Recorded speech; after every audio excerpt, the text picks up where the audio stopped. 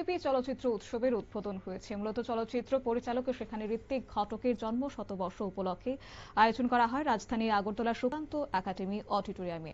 চলচ্চিত্র নির্মাতাকে সেদিন শ্রদ্ধা জানানো হয়েছে। সুকান্ত একাডেমিতে ঋত্বিক ঘটকের জন্ম শতবর্ষে চলচ্চিত্র উৎসবের আয়োজন। আজ এর আনুষ্ঠানিক উদ্বোধন করেন উড়িষ্যা হাইকোর্টের অবসরপ্রাপ্ত বিচারপতি, রাজ্যের কৃতি সন্তান শুভাশিস তলাপাত্র। এছাড়াও বিশিষ্ট ব্যক্তিরা এদিন উপস্থিত ছিলেন। কি রয়েছে বক্তব্য শুনুন। সের্গেই মিখাইলোভিচ আইনস্টাইন তার প্রথম ছবি করলেন, নির্বাক ছবি স্ট্রাইক। কেউ জানতো না সেদিন যে এই ভদ্রলোক ঋত্বিককে অন্যভাবে ছবি করার কথা ভাবাবেন এক সময় এসে। সত্যজিৎ রায়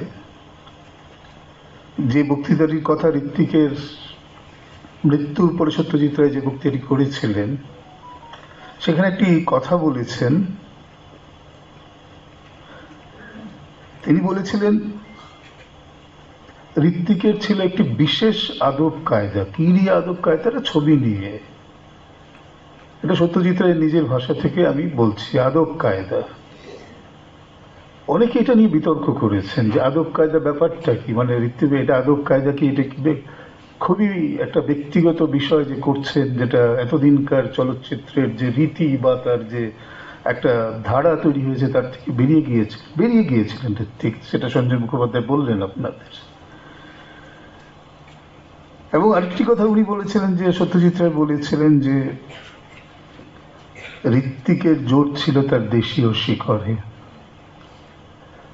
এই নিয়ে পরবর্তী সময়ে আমাদের যখন আমরা যখন কলেজে পড়ি 1982 সাল, তখন মহারাষ্ট্রে যে কথাটা উনি বলছিলেন, পশ্চিমে ঋত্বিককে নিয়ে যতটা চর্চা হয়েছিল, প্রথম ঋত্বিকের ছবি নিয়ে চেষ্টা হয়েছিল যে একটা পূর্ণাঙ্গ আলোচনার বই তৈরি করার। আশিস রাধাধ্যক্ষ, যিনি কিছু সময় টাইমস অফ ইন্ডিয়াতে কাজ করেছেন, তিনি একটি ঋত্বিকের উপর ছবি করেছিলেন, রিটার্ন টু এপিক। এই যে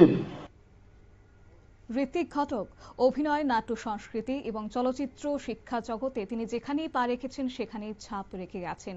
এবং তিনি একজন অদম্য, আপোষহীন, সৃজন উন্মাদক শিল্পী, যার ক্যানভাস ছিল সেলুলয়েড।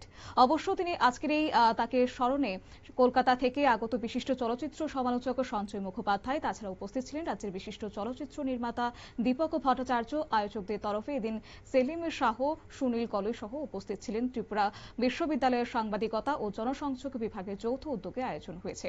আগামী 23 নভেম্বর পর্যন্ত চলবে এই আয়োজন।